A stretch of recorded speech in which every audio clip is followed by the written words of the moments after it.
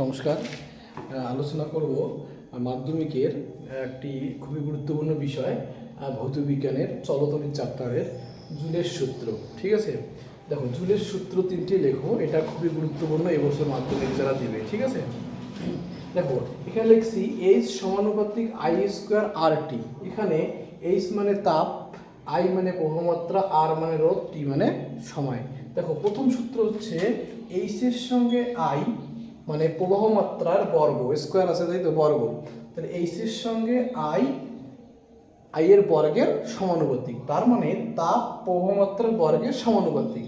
তাহলে বাকি থাকলো কি, রোধ আর সময়। তাহলে ভাষাটা লিখতে হবে রোধ সময় অপরিবর্তিত থাকলে তাপ প্রবাহমাত্রা বর্গের সমানুপাতিক। ঠিক আছে, 2 নম্বর এই দুটো তাপ রোধের সমানুপাতিক। তাহলে পড়ে থাকলো কি আই আর টি।